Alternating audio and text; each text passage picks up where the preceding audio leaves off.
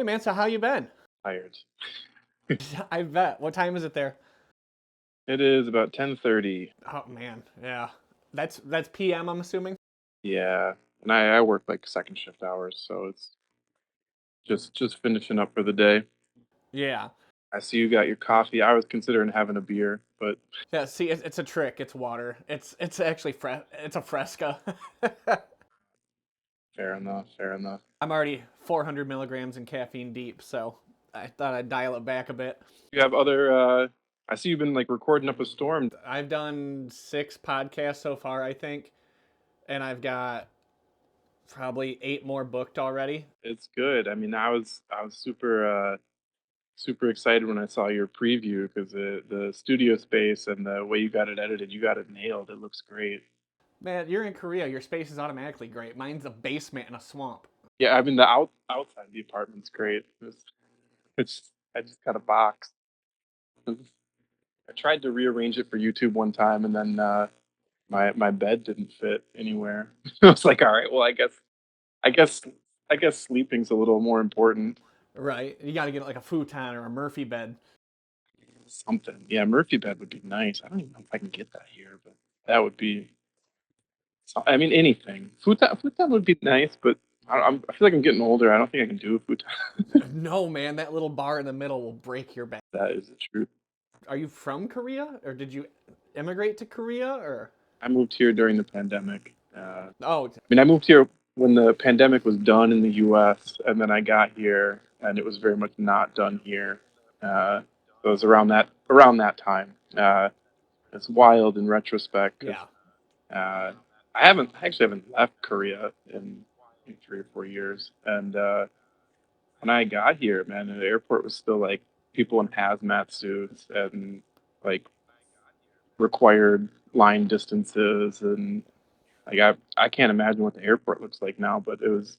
I mean, Incheon must be one of the busiest airports in the world, and it was just it was a ghost town. Like, and it's huge ghost town full of hazmat suits, and it's kind of weird place, weird memories. Yeah, I was in Hawaii when the pandemic started. We were out for my brother-in-law's wedding, and we flew home. They bumped us to first class because nobody was flying, and the day we got home was when they shut down the airports entirely.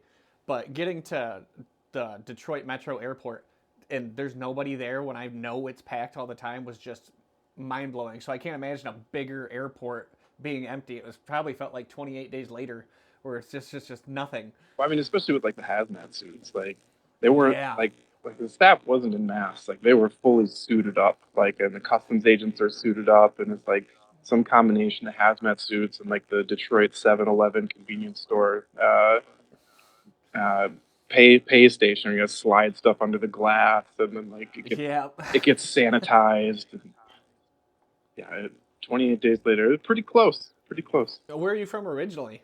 Near you, outside Ann Arbor. No, okay, yeah, I'm in Lapeer County, so Hickville. It drives me nuts. So what's the photography scene like out there? Really is awesome. Is it? Because I've heard mixed reviews on photography scenes from all over the world. New York City gets shit on a lot, which was shocking to me. So I'm wondering how it is in other places. It's I've never. The only time I've been happier is when I was in school and everything was free and we just had darkroom and everything. But no, it's incredible here, man. Like I mean, obviously, you know, it's like I'm a bit of a romantic when it comes to photography and art, and like being able to shop in person is so nice. It's like you know, if I go up to Seoul, I can spend 5 to 6 hours going to 20 to 30 camera stores, and like it's like vintage is full blown here. Like there's full just film dedicated stores, and you still go to a store and buy chemicals, and uh, like there's a couple couple decent studios up in Seoul where you can even like self scan your film and as something real crazy last week is so I normally just like drop the film off because I drop off like a mix of stuff and they're not running slide film chemicals all the time. But last weekend I just dropped off some oral film and they said it'll be done in 15 minutes. It's like, what do you mean? What do you Holy mean it'll be shit. done in 15 minutes? Like, what year is it? You're doing film development every 15 minutes. Like, they're turning over serious stuff here. Like, and the shops are crazy. I think price wise we're maybe like 15 to 20% higher than Japan, which sucks at times, but uh it's just something to shopping in person that's more fun for cameras and getting to feel it. You're more likely to buy it. You can get your hands on it, and therefore it's if I touch something, I'm buying it. Also, Seoul's got like one of the biggest flea markets I've ever been to in the world. I think it's like maybe been going on for like 600 years. Holy shit. My style is like I want to find the people with like the rugs on the ground who got the stuff that's pulled out of who knows where. And last weekend I pulled out nice Ooh. little Flex for uh $30. No, that's not bad at all. It's fun. It's hunting is good. The community is here. Like is it's a wild place. People don't like New York City for. I always thought that was like the place to be in the U.S. I've talked to 3 or 4 photographers from New York recently, and they just say everybody is out for themselves now that social media has taken over photography. They want to have their own thing so it doesn't bleed into somebody else's channel, or they don't want to have it cross over. Yeah, I mean, I see the or like competitive attitudes coming out a lot of the U.S. social media, so that makes sense. No, here is I mean, there's a little bit of that, but it's more. I don't know, man. Like I see like especially like Korean threads is crazy. Like I see these. It's wild because like I think we're all used to the meta products being really low engagement, and then I see like the Korean side of threads is like it's a much smaller community, of course, but like engagement's wild. Like people get like just like normal posts like that would get like no traction or anything in English, and people get like 20 to 30 comments in Korean, and like it's just really active, and it's it's wild. Like Instagram is huge here. Like is I mean it's huge everywhere, but how to even like just like Instagram here is kind of like what Facebook was in the US like 10 to 15 years ago. Like is like you meet somebody, it's like, all right, well let's swap Instagrams. There's no Snapchat or anything that's active. But I mean, I think like it's a really small community, but Instagram outside of like some of the Korean networking apps, like Instagram's it. So it's a great place to be for photography. I got no complaints. I feel like there's a paywall for people in the US to have any kind of success with their social media reach.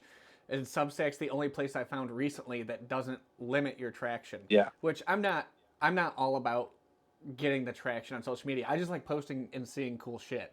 But there's a lot of people who need that traction to survive, and I'm kind of tiptoeing that line of I need the traction, but I don't care about it. I always like the people who reframe it where they're like, "Oh man, if like 10 people showed up at my show or like 10 people talked about my picture in person, I'd lose my mind." It's like, well, I got like 2 people talking on social media and that kind of blows. Like the difference between 2 and 10 is like monumental. So like getting that like little bit more traction is it can keep you going. Oh, it can. You get the feedback. If you put it out and there's no feedback, it just breaks your heart almost. Feel that. I was feeling that way up until Substack because my social media, as far as meta products goes, was nothing. It died off last year, and I've done nothing to resuscitate it. Yeah. I mean, I was doing pretty good on Medium for a while. And Medium is more like I was pushing out documentary style work on Medium because it's how the platform is, and I got a started uh, contributing to like a account. What was it called? Like just like an e-zine on Medium that had 26,000 followers. So that was really kind of kind of helpful and started to pump some of the numbers over there. But the problem right now is, well, I guess I finished up my remote masters for the next few months. So that problem, yeah, that problem's gone for now. But Medium and Substack definitely trade off with effort because they're both like more intensive writing. Uh, I tend to lean towards writing for Substack more than writing for Medium, but I need to balance it better because the reach on Medium was good. It's just sort of the terminal side of it felt kind of depressing. We start seeing more and more of the end game numbers that people get on Medium. It's like, well, why am I doing this? If like people with like people are getting paid worse than SoundCloud, like, or paid worse than Spotify. It's like, I don't know if I need this then. Do you have any kind of paywalls up for Substack or anything like that? It's a huge turnoff for me. I think long term, I would need to have like maybe 4,000 followers on Substack before I turn anything on. I just don't.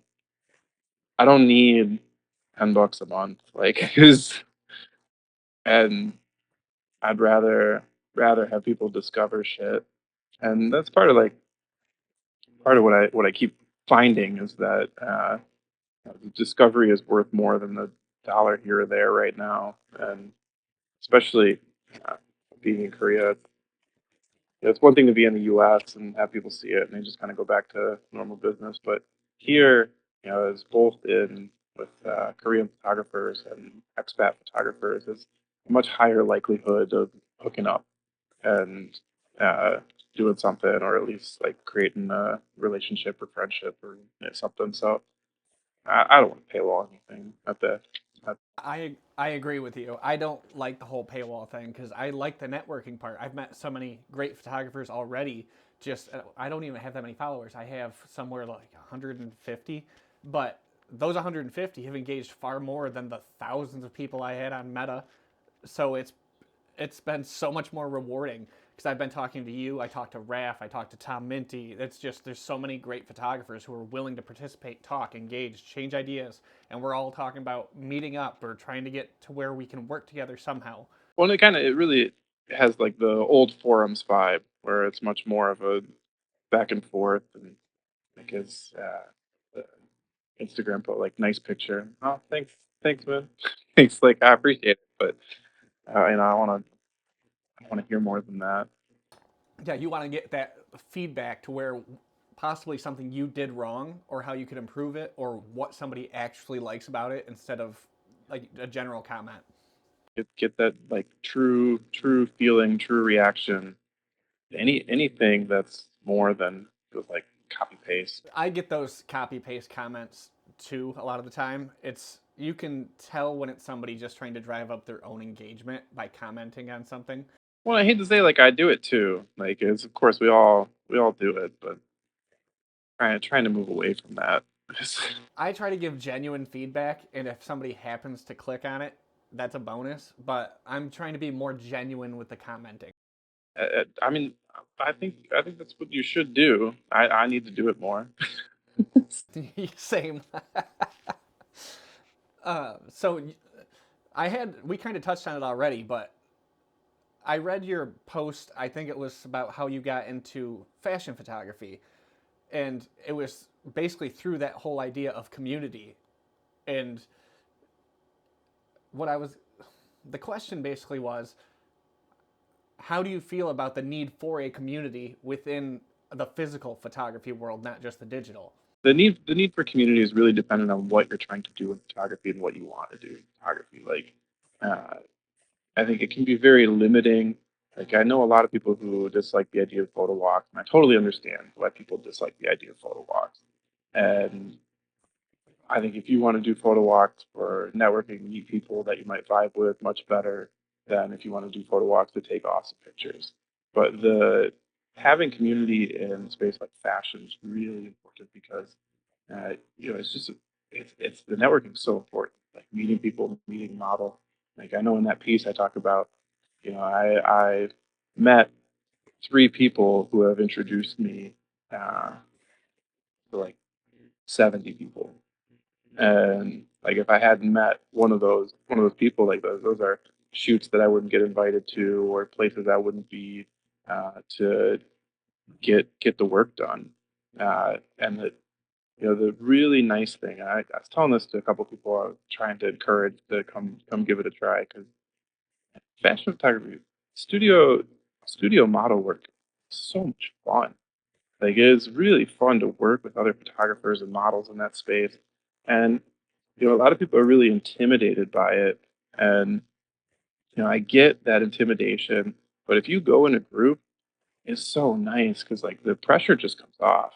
Because like there's 8 photographers and 6 models, like you can fail every single one of your shots and somebody else is gonna hit good shots and everyone's gonna leave satisfied. I mean, you might not be happy with what you did, but like the pressure is totally off. Like some of those like I have friends who comment some of the one-on-one shoots that I do, they're like, I don't have the confidence for that. Well, that's all right. Like you like go find a group shot, man. Like it's okay. Like the one-on-one shots are hard, and the not having the community in that space, like you got to have a lot of trust between you and the model that you're working with, or a lot of credit for them to think like this is going to be worth my time or worthwhile. So yeah, huge about having that like physical community for fashion photography in particular, because it takes the pressure off. It's fun, and especially like just the whole way it works. Like, and going to the shoot together, shooting, and then afterwards, and like comparing notes and comparing some early results. Like you learn so much, and it's been like it's really crazy to see how differently people shoot the same space. Like I know people say that when they go on like photo walks, like, oh man, it's crazy how different our photos are. I was like, well, a confined studio, you would expect things to come out at least like somewhat similar. And sometimes stuff people take away, I'm like, this doesn't even look like we were in the same room. Like is so it's great to see all that. And it's just fun to hang out with people once in a while because I feel like a lot of photography is like I do a lot of uh like just documentary style, street style, rural street style, and like that's all very solo. And so it's nice to just change it up. And I don't want to say like be like a gear snob. It's not even like gear snob, but just be like gear curious in the space with other people. Be like, oh, you got that? Why do you got that? Like, is like those are fun conversations, and that's not being like, oh, this Sony camera is so good. It's just like, oh, so if someone pulls out like I got a friend with the ridiculously expensive medium format Pentax digital, and it's like I've never seen that in person. I don't want to touch it. Oh, we'll go fire it up, and I'm like, oh man, like is cool. It's just fun. Like that's kind of like I always it should be fun. If you're not paid, if you're not bringing in big money, like and you're not having fun with, you gotta change something. Yeah, because otherwise, why are you doing it? Yeah, Have you tried out that Hasselblad X2D yet? The one that's selling for like $12,000. my guy had it in the shop, and it came in the day before, and I touched it. I hit the shutter. I I immediately put it back down for several reasons, and then I told a couple friends that, hey, he just got this in yesterday. It's a real good price if you're interested. And I pretty quickly left the store. Yeah, you don't want to make that kind of investment. I've been so scared of seeing that with because I finally have decent credit, and I've been looking at it lately, and I'm like, I can't do this. It'll ruin me. That I mean, those colors are great, but I mean that's also another part of like I've I've really come full circle on makeup. Uh, these days I was so bummed because I pick up a lot of like group lots because people just ditch stuff, people die and or move, and uh, I just picked up a D80, which is kind of like a skinned out D200, and I don't need a D200. But I was like, oh, I kind of do want like the CCD Nikon of that era. Like it's not gonna get all the way, but ah, nice CCD Nikon that can use everything else in the ecosystem I have. That would be. Pretty nice. I got grouped into the Sony ecosystem because the guy I started working for, I started in sales with photography and video. And the guy's like, well, pick up that camera and just start shooting. And it was an A7 III. I ended up buying it. It's a great camera. Oh, I love it. But I finally killed the shutter on it. The shutter failed. So I'm using the A7 IV now, which is a phenomenal camera, but there's so many other cameras that I'm willing to try, want to try. I've been shooting more film than digital lately, which is awesome, but breaks my soul every time I check my bank account. Yeah, what's give me the U.S. price check. I'm curious, like what's then we can compare notes because I think it's stuff is with the exception of Ilford, I think stuff's pretty bad here price wise. It depends on what you're shooting. I've been bulk rolling to save on cost.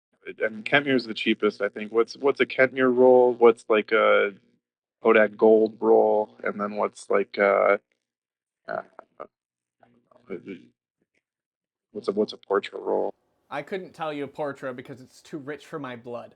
That's how. Yeah, I'm like, I'm not buying that. It's too much. Kentmere 400 is probably. I think I can get it for $8 something at my local camera store, and gold is 11, I think. All right. Well, that's weird because like so Kentmere here is probably U.S. equivalent of $5, and then gold is U.S. equivalent to maybe 17, $18. And then portrait, I've actually lost track. I mean, the real crazy one is the that keeps rising is the E100. The new Echrome is about I think it's $35, $36 US here. Oh, holy shit! Yeah, it's not cheap. I don't buy that. No, I wouldn't buy that either. Yeah. Well, and I think I sent you some of those shots off the Orwell roll, uh, and actually, I just wanted to shoot it. I regret I didn't look at the price before I bought it, and then they rang it up, and I was like, "Oh man, that was not cheap." But that I think that's maybe like 60% higher here than it is on B&H. So like the film price differences are wild. I don't know what it is with the Ilford, but Ilford here is a good price. Everything else just sucks. Ilford usually has fairly decent prices. They're always one of those ones that I know I can afford. Big fan of what Ilford and Harmon are pushing out. Like I really liked Phoenix, and I'm excited to see where that goes because I've got to think that they've got a uh, decent idea what's going on in the market, and they seem to be pushing these new products. I mean, Phoenix is a little cheaper than most of the low grade Kodak films here. So I'm hoping for Ilford to keep doing more and just like they're just doing cool stuff. I mean, the red scale to Phoenix, why not? Like that's awesome. Like it's just do it. Yeah. They're not afraid to like take a risk on something, which I think is needed in the film industry right now because it's a big risk to do anything with film because you never know when that hype is going to die down again because film was dead for so well mostly dead for so long and now it's back. I mean, it's pretty. Uh, the interest is pretty strong over here in Asia. I keep expecting, and I guess it's getting a slow trickle with like Shanghai and Lucky, but I'm so shocked there's not more film coming out of China. Like, is like especially with the uh, die down with Fujifilm, and like there's a lot of close markets that a bigger Chinese run of film could access over here and make a lot of money. So I'm always surprised that the Shanghai and Lucky are going seems like going a little slow, uh, but I say that, and there's probably just stuff that's going to get announced next month, and then everyone's going to be like, ah, he didn't know about this. And, well, there's a lot of stuff in China I don't know about, so it doesn't surprise me at all. But for now, I think a lot of us over here are waiting for something, and meanwhile buying old Kodak Vision where we can. Dude, I bought 100 feet of it. Yeah, is I mean it's a good way to go.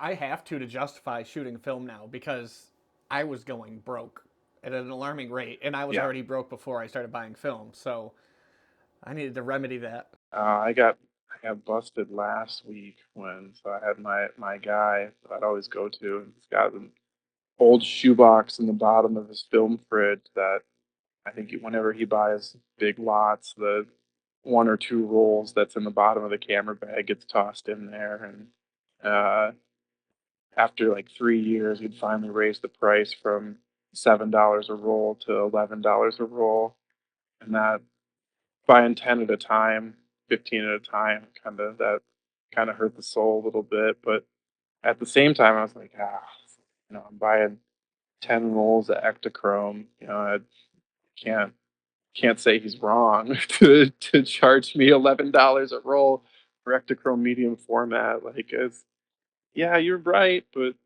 I don't like it.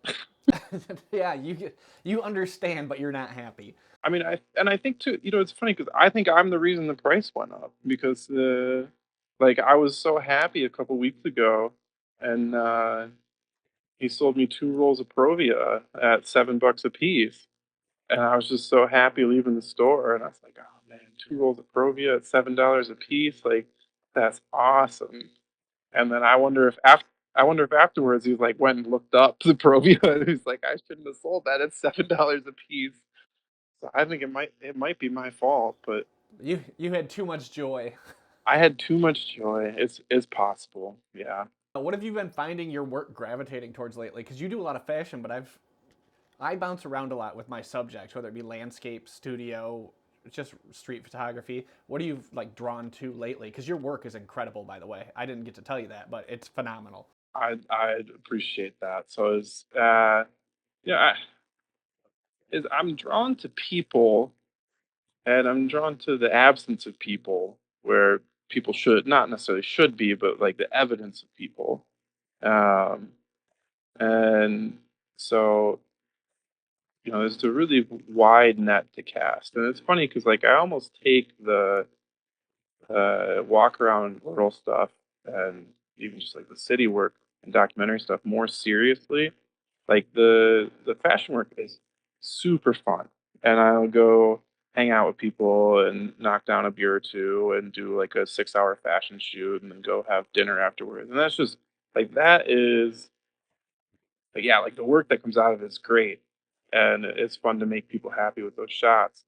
But that is like my social life. Like that's like a social interaction. I don't go to a party. I go to a studio shoot and go eat some barbecue afterwards. Like that's my Saturday night going to the club.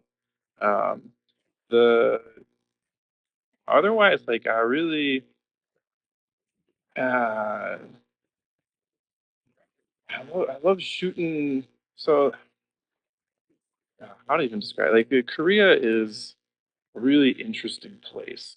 And like a lot of I think what people see online of Korea is maybe like 10 to 20 square kilometers in Seoul, and it's almost uh, like the Times Square effect. Whereas like that's what people see so much of Times Square, and I think New York City and Times Square, and it's like well, New York City is way bigger than just Times Square. There's so much there. And out in the countryside, like I love seeing stuff like seeing. Uh, like old methods for preparing food, and like seeing people like cleaning vegetables outside, and just the or even like there's a lot of places. So I mean, I'm sure because all of the news these days is Korea is like a rapidly aging society with Japan, and so like there's a lot of stuff that gives off the vibe that somebody just died and nobody came back. Like I was a little bit north of town the other weekend, just walking around this old village, and like it's like houses falling down and stuff. And I came across uh, this one house where like these old alleys and stuff, you can get pretty close to people's yards, and people's yards are big and stuff. And this backyard is just like piled full of trash, and there's just like a chair in the middle of all the trash. So it's like, and all of it's like dusted over and stuff, and it looks like it's just been exposed to the elements. And like I'm sitting there looking at it, like somebody. collected all this trash and would sit in this chair and look at all the stuff in their backyard. I mean, they probably died like 5 or 6 years ago, and nobody's done anything with all of this. And so it's like that.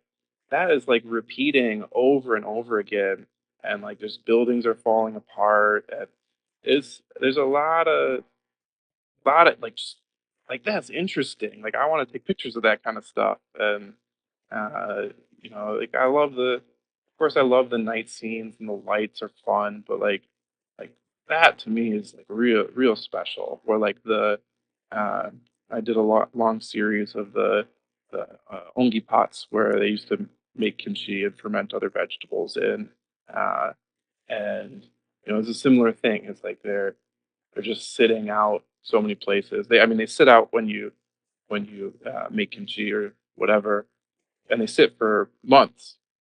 And a lot of times, on these houses that are abandoned and stuff, like it was sitting there and somebody died. And so like it's still just sitting there with the vegetables aging or rotting inside. And it's just like a pack of like seven.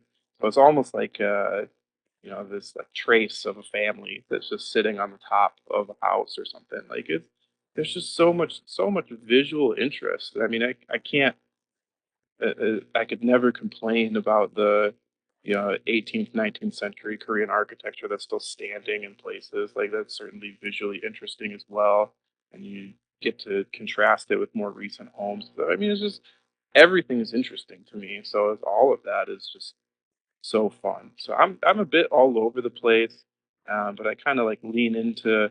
I do like to call it like more like rural street because I'm not like the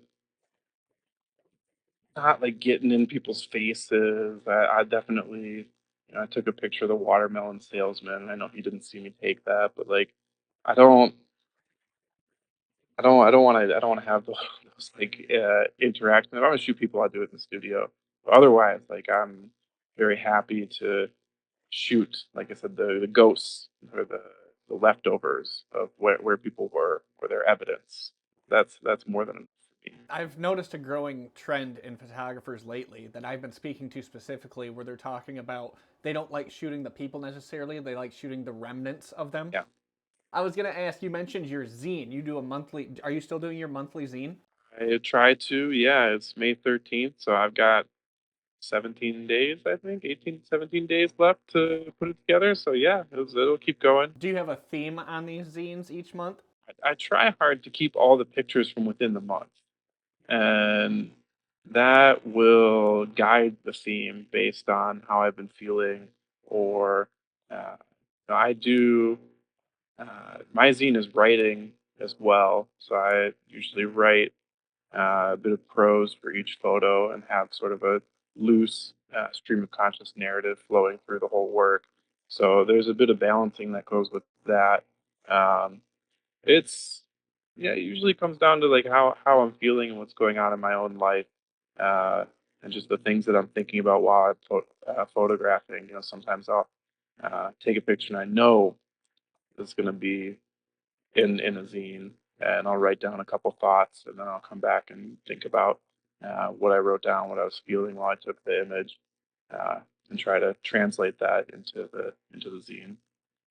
So yeah, actually the monthly zine is something that's uh, really important.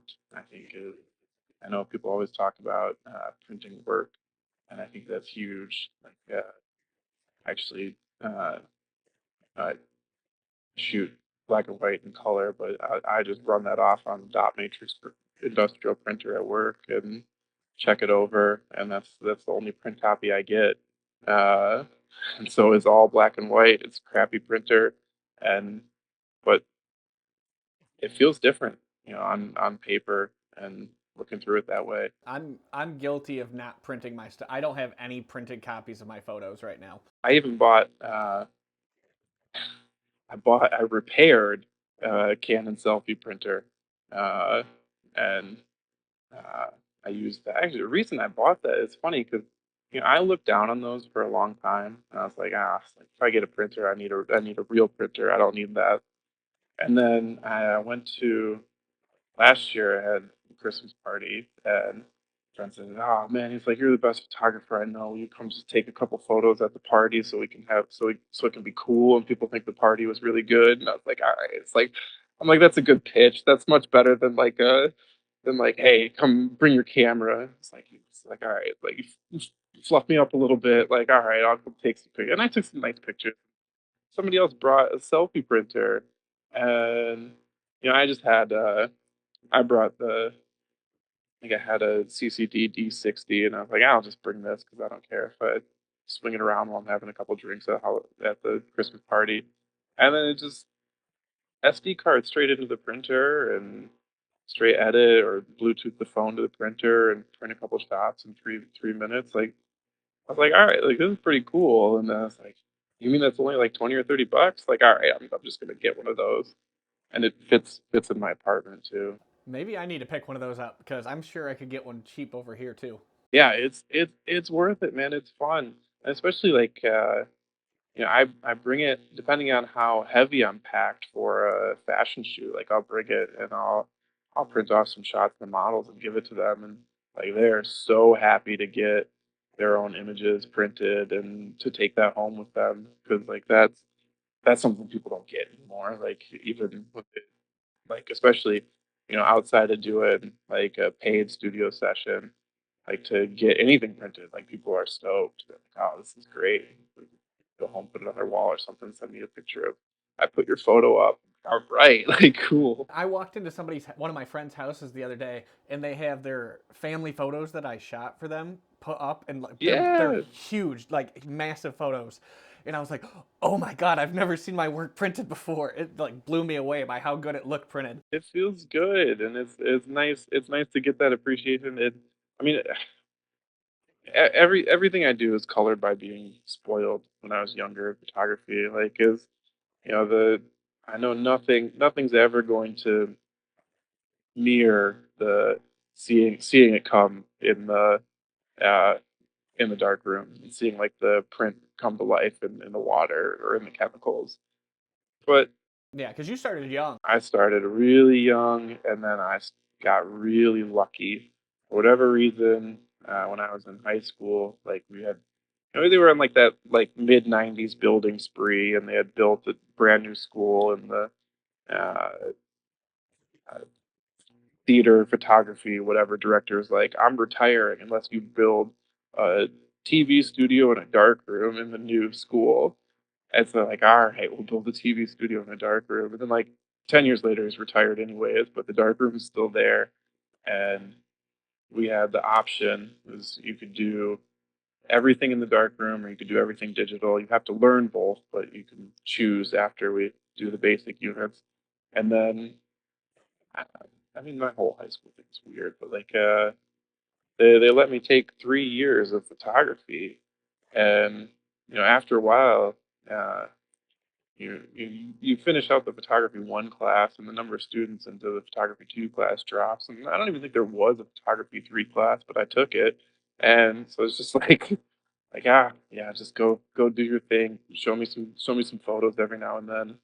Oh man, everything was free because it was. I mean, the school, of course, like they had a finite budget, but when you have two or three people using a dark room, chemicals last 10 years, and you got new supplies coming in every year, like we would have had to shoot like 10,000 photos to run out what they had for us. So it was just totally free, and it's funny because like the I've become a germaphobe as I've gotten older, and like I think back because now I know like I would go sit in math class and like my hands would just smell like fixer, and now I'm just like washing my hands so hard to get any trace of fixer off of them or smell. But I just think back, I'm like, man, I probably maybe I'd been more popular if wasn't going to math class like smelling like photo fixer or something, and it's like, but those were good times, and I was really spoiled. And it's funny because like being younger and having that experience sometimes it's alienating because it really informs like my editing workflow. Because like, and I think that's something a lot of older photographers talk about. Is like how they learn to edit comes out of using an enlarger, and like that still lives on in how I approach files and stuff. And I'm really, yeah, really minimal when it comes to editing. Like I hardly ever even touch like Photoshop, but uh, like it's all just basic balancing and a lot of what's like the modern equivalent of dodging and burning. Uh, but yeah, I miss those days. Like that was, ah, is that's the dream to get back everything I had. Get back to where you didn't have to pay for it. You could just wander through life. That yeah, that I mean, I would accept paying for it if I just had the space and the stuff. Like, phew, have that space here. Yeah, there's a so it's another thing that's different about Korea is we've still got like there's still I guess we still have these in the U.S., but they're a little more old style here. There's still like photo studios everywhere, but they're like old photo studios, and like uh, there's one maybe like 6 or 7 blocks over, and I'm never there at the right time. And then he's never open at the right time. And this one time I was stumbling past like after having a couple of drinks. I notice the door's open. I just see this like old dude like mixing the chemicals by hand. I'm like, oh, it's like I need to find. It's like if he's mixing with chemicals, he's like he might have a dark room in there. He might have like all the old stuff still set up. And he's getting like his big. He's still running like the frontier, like the big industrial frontiers. Like I need to find the right day when I'm not a little not a little tipsy and go introduce myself and make a friend so that I don't have to go to Seoul all the time. But like those shops are around here, and that's kind of wild. I mean, it's like I'm convinced Korea is going to keep some of these machines alive. And there's sort of like a parallel with like bowling, is the price of bowling in Korea is insanely cheap, and I think they're fixing the machines here, and I see people like talk about machines in the U.S. and like nobody fixes those machines anymore. And here, I think they're just like, yeah, we'll just make the new parts, and like I think photography is going a similar direction here, where like you've got like there's even like digital cameras too. Like there's repair shops for digital cameras, and like I remember like when I was younger, I took a lens into a U.S. shop, and they're like, just throw it away. Like no one's gonna fix that. But here is like, like they don't fix it here. I think they send it over to China and it gets fixed there. Like it is like you can get stuff fixed still, and you can get and it's not even that expensive. So it's very different. Like this hanging on in a way that it's not or didn't feel like it was in the U.S. I feel like tradition is more important over there than in the U.S. because the U.S. is all consumerism. It's if this breaks, throw it away, get a new one, or sell the broken one on Facebook Marketplace to some dumb kid and let them find out the hard way. Well, it's still, I mean, consumerism here is still crazy strong. Like, and there's a lot of throw it away attitude. But I think there's a little bit more of like you can still make money with that. It's like, all right, it's like it's a different way of thinking about the capitalist venture, where it's just like, yeah, you can. It's like, oh, it just needs a couple parts. Well, you don't need to get a new one. Like, and I think people are willing to. I think part of this just comes out of the older generation in Korea was like very like something breaks, you fix it in order to make it work and keep the line running.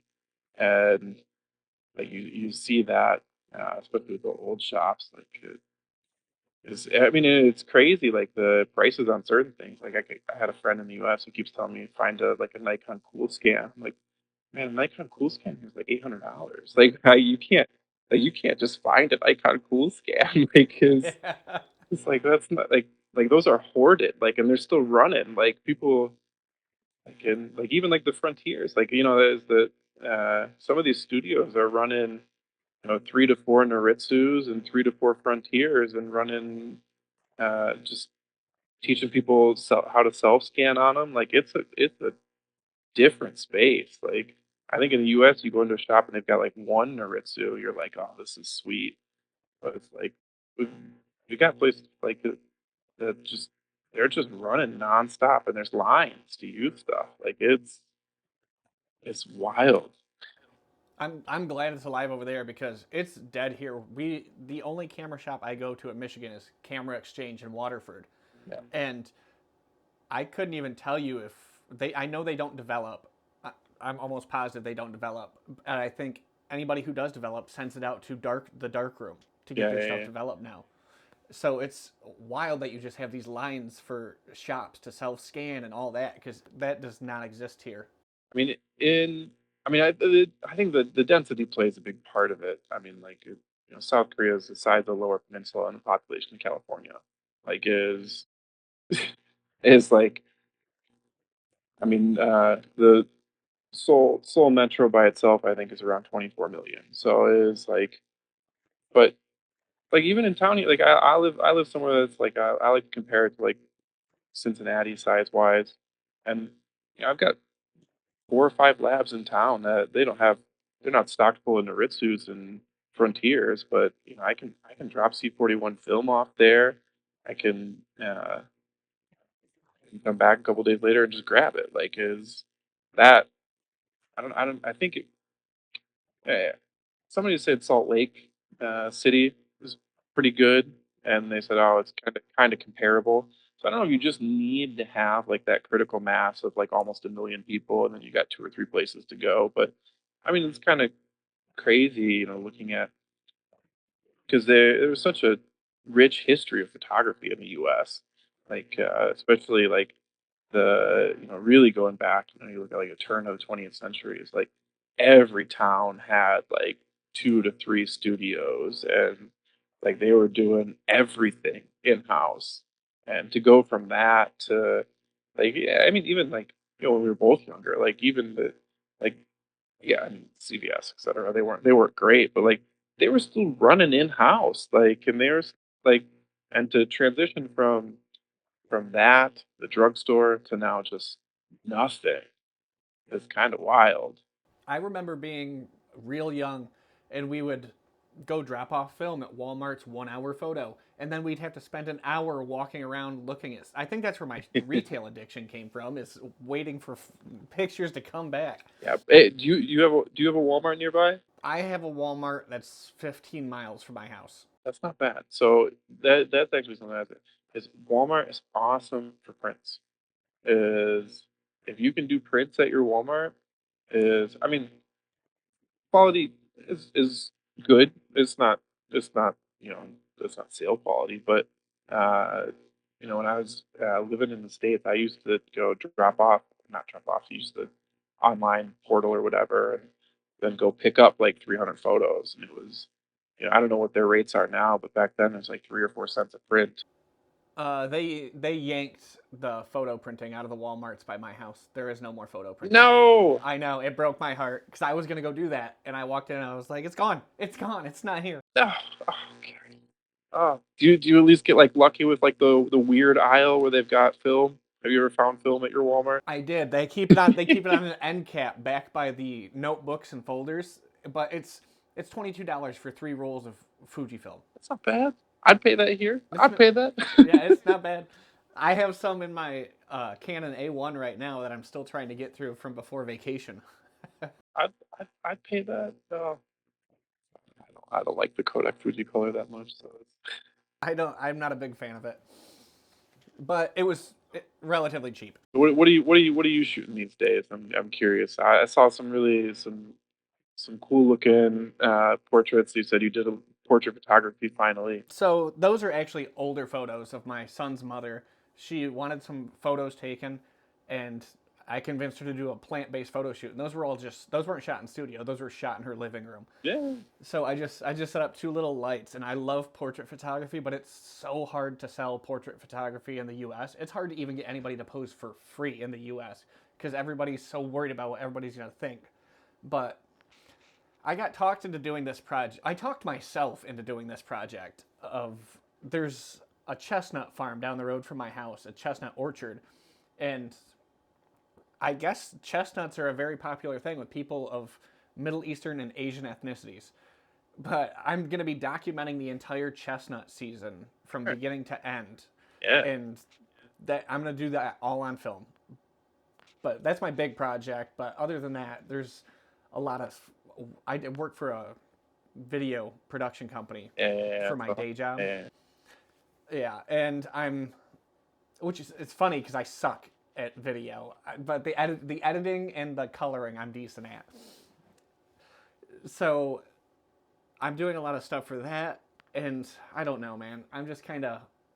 I think I'm gonna try a lot more street photography because I've been shooting so much landscape, and everybody's like, "Well, how do you shoot people?" I'm like, "Well, I can. I just don't have the chance." So I'm working on it. I mean, I think you got good opportunity coming up with summer, and I think 'cause you live in a smaller area, and I think the best time in those smaller areas to get out there is like when they do like the memorial parades, they do the Fourth of July parades, fireworks, all of that is good street photography opportunity. And even just like I know it's a little harder going around small towns because there's you know you don't really blend in. There's two or three people and you're taking pictures of the other person. They're like, what are you doing? But man, just it's hard because I think if I went back to the U.S., I'd have like crazy culture shock trying to do photography at this point. But uh, just shoot the small town. Like there's cool stuff worth seeing. Like the those events are fun. Every Monday there's a car show in downtown Lapeer, but Yeah, after the car show they have like a social district thing where you can drink outside now in Lapeer. And there's always kind of interesting things going on there. But I know the people in this town well enough to know if they see somebody with a camera pointed at them, I'm probably getting in a fight. And I don't want to do that anymore. see that's this is where you gotta start changing up the strategy. Is like you gotta get a funky camera or something, and like that's something I noticed here is uh there's different cameras for different purposes, and I've got this right here in the bag. This is so stealthy. The Samsung 2010 Samsung, but that nobody notices.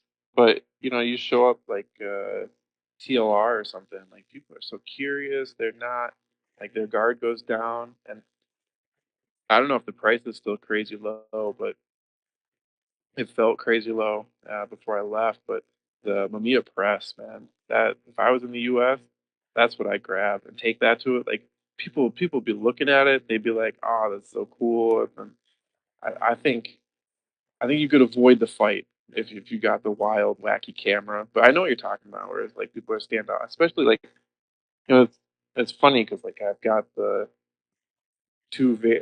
very different kits depending on what I'm doing, and like the it's not even top of the line anymore, but like snazzy the snazzy Nikon only comes out at the studio. Like nobody wants to see you pull that out on them.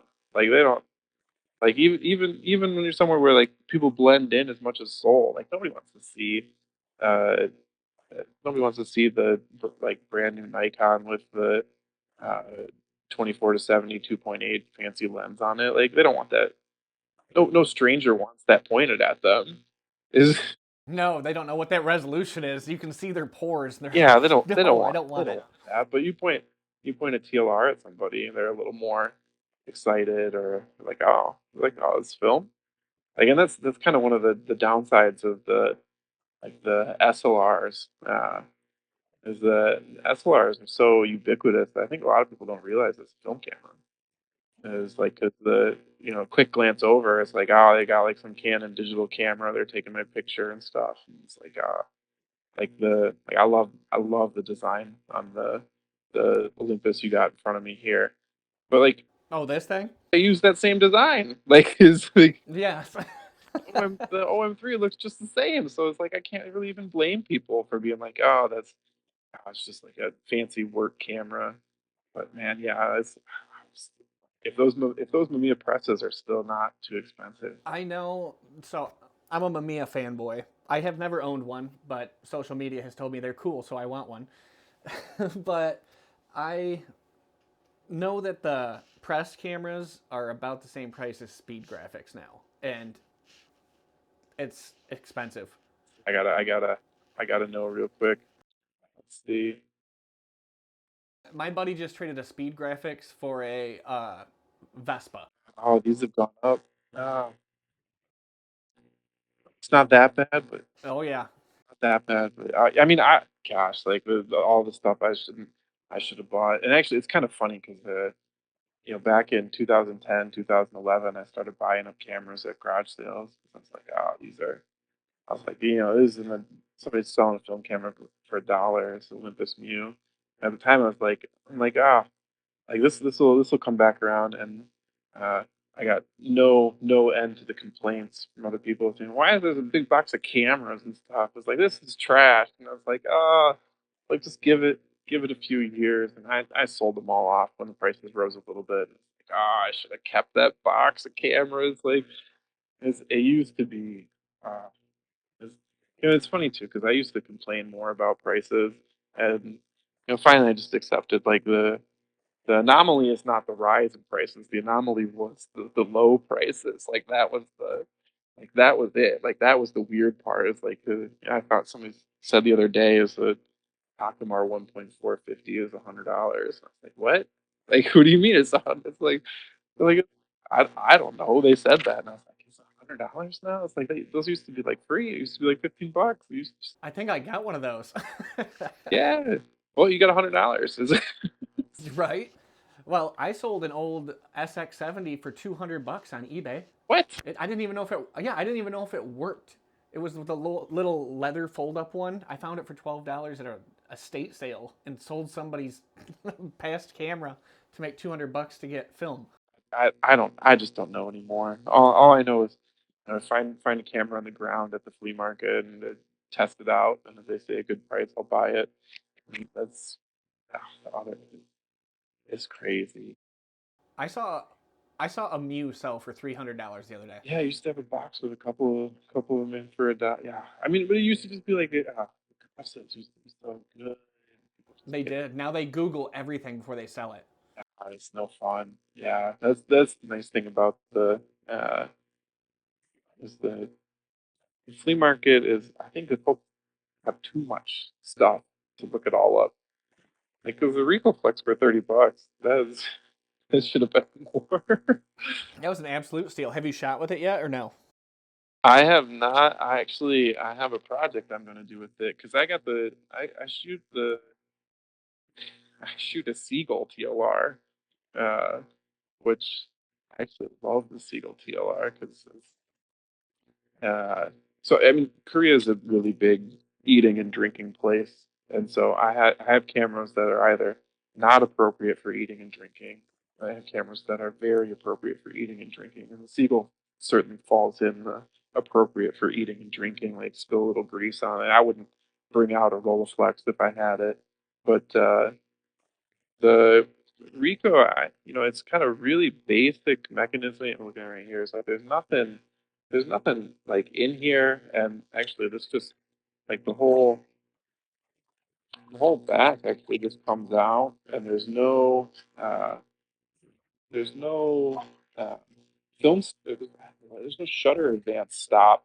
So you're supposed to use the old red box or the old red window to see the advance, and that's fine. But I'm gonna rig this up to shoot 30 by 60, uh, 1 to 2 wides, and then put 24 like fake panoramics on a roll of medium format. That will be fucking awesome. I'm looking forward to that. Me too, because I'm looking forward to like having another fake X-Pan.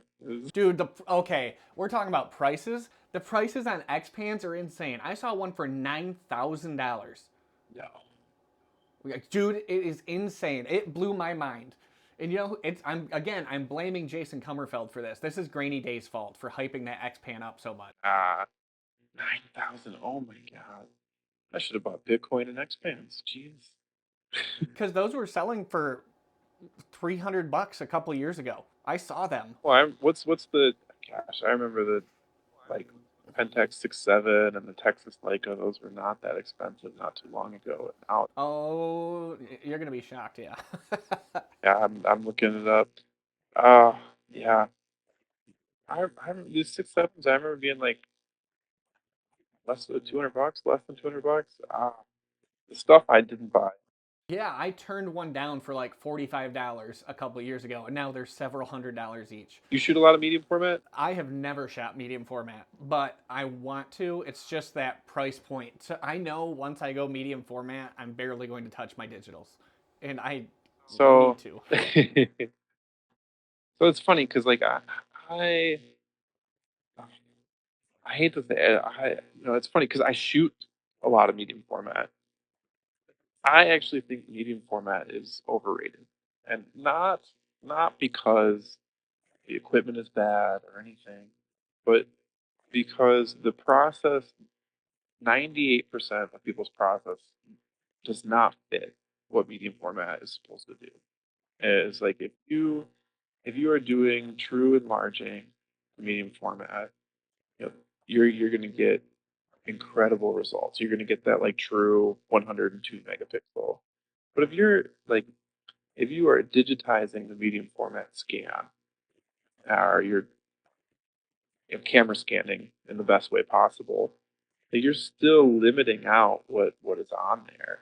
And like I hate to say it, but like it's because I love shooting medium format and I love the way it looks, and there are reasons to shoot it, but I don't. Other like I said, the equipment can be incredible, but I don't think it's like a I don't think it's like a place to die. Like I love running uh 35 through the medium format cameras and putting up the sprocket exposures and stuff. And but yeah, but it's I I I, I should walk it back because medium format is great. Medium format makes me sad because the what could be with the medium format is so much greater than what usually is. And that's the thing. It's a bummer to see it not live up to its full potential because of the process that people have to use now. But all that said is get get a medium format camera that's fun. It's just I need to, but I know the medium format camera I want, and I know I can't afford that what do you kind of what do you what do investment. you need? What are you looking at? I want the Mamiya, the Mamiya 7. Oh But, God. dude, yeah, I know it's like a big hype train, but I really No, want I one. mean this is look is Mamiya medium format glass is incredible. That's why I want it. I shot an RB for 2 years, and well, I shot it like 5 times over 2 years. That's part of why I don't have it anymore. But uh, like the look out of the late 20th century Mamiya glass is unbeatable. Like it's like that's and it's funny because like I don't know if you can run 35 through a Mamiya 7, but that I would do that all day. That's like Yeah, I don't know if you can or not. That's interesting to think about, though. I don't know if it fit. Like some of the medium format cameras do fit the adapters, some of them don't. I'm always bummed the Seagull just barely does not fit. I have uh, got this Mamiya fits the adapters. The old Mamiya 6 fit. I've been looking at those as well. What are these running these days? Just More than you'd think, because I was shocked by it. more than I think. I can't remember what they're at, What's but happened? film photography YouTube, that's it's all hyped now because they're trying to make money. They buy them in stock and then try to hype it and then sell it. Not even showing up on results. Oh no, that's bad news. I have probably the cheapest Mamiya 35 you can get. It's the Mamiya Seacore 1000 TL, and even those are going for like 120 now. Part of me regrets selling the RB just because it's going to go up in price. But that's Oh, they went up. how, yeah. Well, they went back down a little bit too, but I think I sold it for like 10% more than I bought it, and that's fine. But I was actually super happy because uh, we even have like Korean Craigslist and everything, and uh, I sold it, and this kid came to buy it. And I was like, what do you? It's like, what do you like? Because we was just like, all right, like this young guy's here to buy the RB. Oh, it's my first camera. I was like, oh my god. I'm like, it's a heck of a first camera. It's like, Yeah, it is. I told Sarah, I was like, all right, wait there. And I went upstairs and grabbed a couple rolls of 120. I was like, ah, here you go. It's like, Well, at least you're looking out for the next generation. There's a lot of people who just send them on their way. first camera, the RB67. Yeah. Well, I asked him, like, you have any film at home? Oh, all right, just wait. You're already paying me a lot of money for this. You felt a little guilty on the 10% markup. You're like, well, here you go. Here's some film. No, no, it wasn't. It wasn't a gift. If anything, I knocked down the price more than I should have because the way the app works, it's like down the price, get more views on it. But yeah, it's yeah. I mean, if a 55-year-old showed up, yeah, no, I'd have no qualm. Like enjoy your camera, sir. That's hilarious. But young guy shows up, like, yeah, let me give you some. And it's funny because I gave him roll Konica Minolta. Like it's from the year you're born. He was probably blown away by it too. Yeah. Well, I wonder how it came out. It probably came out terrible. Probably broke his heart. He sold it. Oh yeah. Well, I told him, I said this film might suck, but it's here you go. You gave him the option to suck at film at least. Now I think about it, I miss the RB. Yeah, you're gonna be like, I got a new RB. No, no, I get the press camera. I wouldn't buy it here. You'd have to have it shipped over. Yeah, man. It's weird. Like, there's a couple things here that you just can't seem to get, and then because of that, the prices uh, just shoot up. Like, oh man, if I ever am back in the U.S. and have an empty suitcase, I'm just bringing over all Argus C3s. Like, Dude, they're cheap here. that's like a rare commodity here. I pulled one out at a camera store because I was going to do a quick shutter test on this camera I was buying, seeing if it was like moving close to the same speed. Uh, I didn't have like a shutter meter to test it with, and I pulled it out, and the shopkeeper's like, "Ooh," and I'm like, "Did this man just ooh over an Argus C3? That's a first for the Argus C3." They can't even give them. No, they can't give them away here. I've seen them on Marketplace and eBay for months at a time. The price just keeps dropping, and I want one, but You should get one. But they're like 70, $80 a pop here. Like, what I say, like, oh, holy shit! I'm bringing a suitcase full next time. Right? It's insane how how the markets work like that. Like those are the cameras that nobody wants here. Like, oh, it's just an Argus C3. I saw somebody shooting with an Argus C3 the other day, and somebody made fun of them for shooting with it. Why? It's such a nice camera. Like, is the art? So, I mean, as a Michigander, you should absolutely have one. But is the Argus is like it gets a bad rap because of its design, and it is it is not a pretty camera. No. The the insides is like they showed up with a Leica after the war. They're like, we need to do this. I don't know how we need to do this turned into the Argus design, but like the the glass and the mechanism, everything is that's American Leica inspiration. Like that Centaur lens is awesome. So I'm gonna end up with one of these damn things because you're hyping it to me. I'm gonna end up with one. It's $15. I'm not gonna feel Yeah. bad. Like if you walk out of this conversation with an Argus C3 instead of a Mamiya Press or a Mamiya 7, I'll feel good about myself. Like is but so the C3 is, and I hate to, they made so goddamn many of them. I don't think I could have affect the price even if it's mega viral because it's like one of the most popular uh, production runs of all time. But one of the things that's really nice about it is it's not an auto shutter advance. So the shutter and the film advance are separate. You have to click and then do it. So it is like a monster for double exposure. Like, cause you just shoot and then reset and then shoot again, and then you can advance the film. I've even heard some people, and I never got it to work for me like this. They're talking about running six exposures on a frame. I've seen somebody do that on YouTube before. I don't know if it was 6, but it was a number. I never loved the results from it, but running double exposure on that thing is awesome, and it is so reliable. Like I was joking in that post, I dropped it and it shook the ground. Like is like is like you can't like a bomb goes off. I'm gonna grab some cameras, but I'm gonna leave that in the blast radius because I know it'll be Yeah, fine. you're just gonna come back and get it. Like yeah, that camera's gonna be fine. Like it is yeah, it's but it is ugly.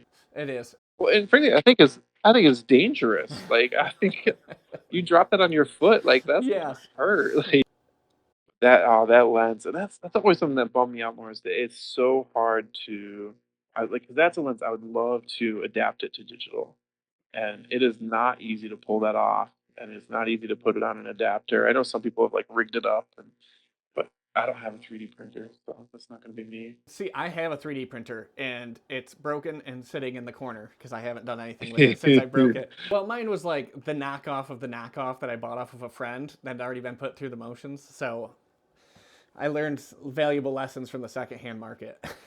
Then I guess I'm glad I don't have one because it'd probably be broken and sitting in the corner. Yeah, I think it printed a Batman, like a Batman bust. Access to a 3D printer, I think, opens up so much in photography nowadays. Like that,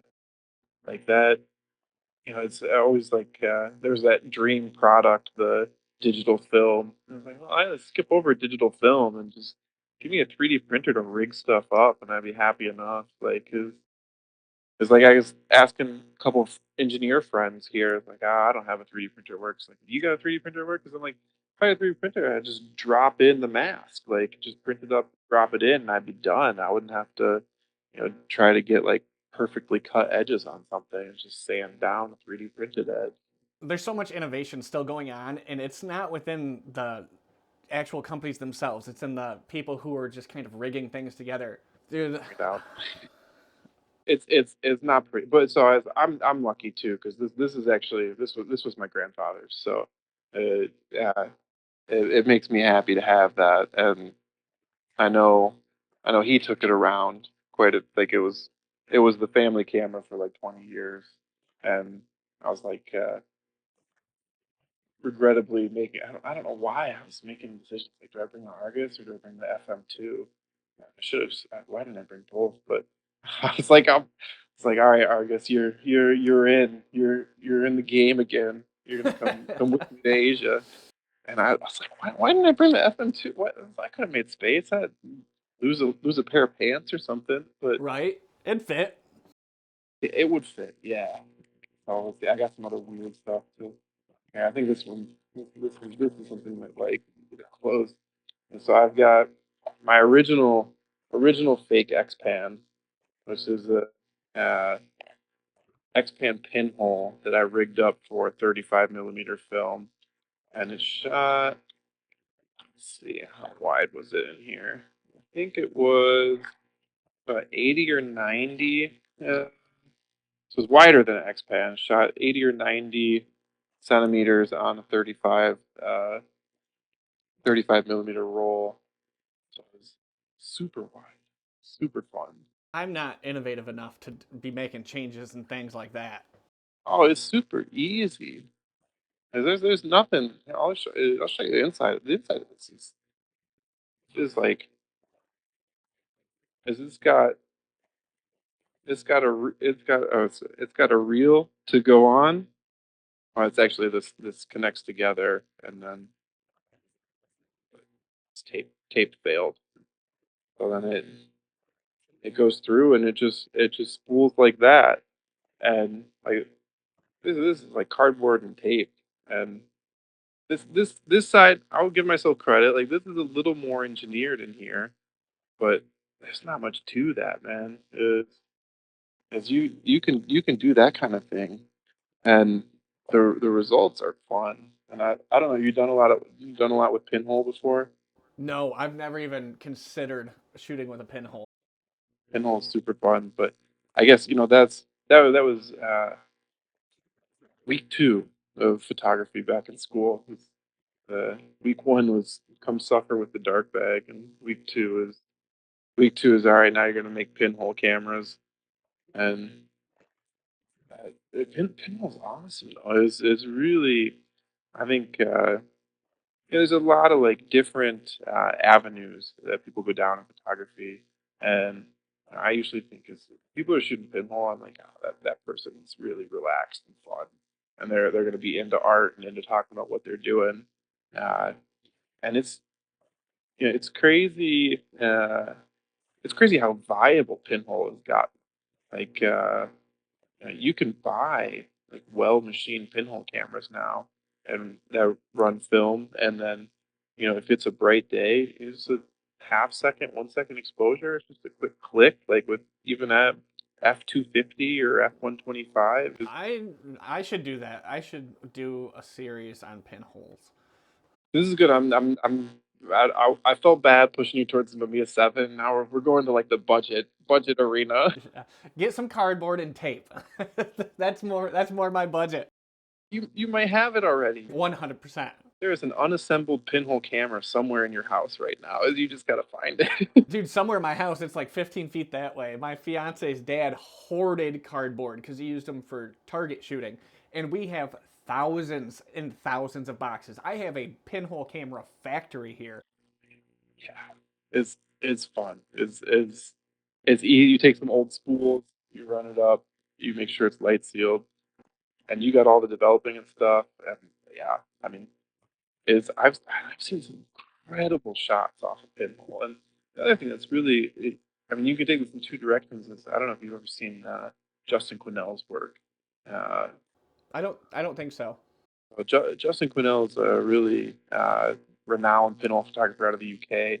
You might have seen like he's the guy that took the famous shot of his son being born from inside his mouth with a pinhole camera, I have seen that. and that's just, like it's a really famous shot. But he always encourages like doing like funky stuff with pinhole cameras, and I think that's awesome. And but the other side of that is, in order to get like the field distortion, it's like you need to use a distorted space. But if you run a pinhole camera in a flat space, you're gonna get no distortion in a way that you won't get from a lens. So the image it produces is has like a really more almost like a more real feeling because you don't have the lens distortion of any or in any way. And like even on like some of like the nicest lenses, we're still seeing like some degree of distortion, but the pinhole is just pure photon redirection. And if you've got a flat plane, it's going to be a flat reflection. I've seen some wonderful landscapes done that way, and it's worth it, man. See, I'm going to end up with an Argus, a pinhole camera, and more crippling debt is what's going to happen. I gotta if debt is coming from an Argus and a pinhole camera, I was not the problem. No, I'm the problem. I'm aware I'm the problem. You said color, like the world, is shifting into devices. Yeah. I bet you weren't prepared for a quote to come back to you your way. I'm happy enough that I remember writing it. So I think I agree with you, man. I think artists are the ones putting the color into the world because it's definitely not the corporations. You didn't you don't seem to be as worried about the lack of color as other people on social media who are conspiring that we're taking the color away.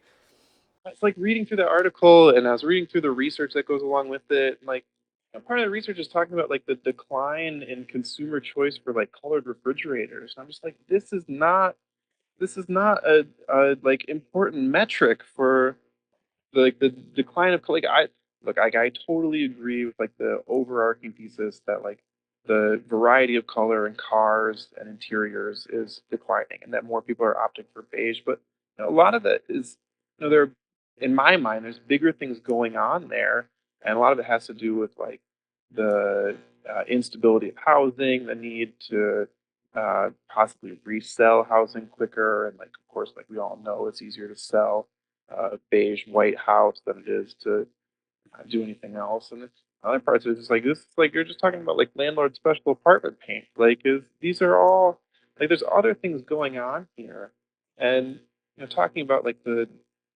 decline. yeah, I was just really stuck out. Like, oh, you can't choose to have like an orange refrigerator. It's just like, in the meantime, I'm thinking about like, watching like people's, or first of all, just like looking at Instagram, it's extremely colorful and sometimes too colorful and overbaked color. But like, or even like, I think about like the people running Twitch streams where it's just like RGB is just flying everywhere. I'm like, this. I'm just saying, like, it's not. The color is just moving. Like it's not on my fridge, but it's on my screen, and it's where like people probably looked at the fridge a lot more than they do now, and now they look at the screen more, and so the screen's colorful. So yeah, I just all that, and I'm not a huge contrarian, but when I see something like that, that's just like getting what feels just like constant yes comments, and I'm just like, it's really just feels like we're not using good metrics to have this conversation. I agree with that. I would definitely agree. Although I am bitter about the lack of color in car choices.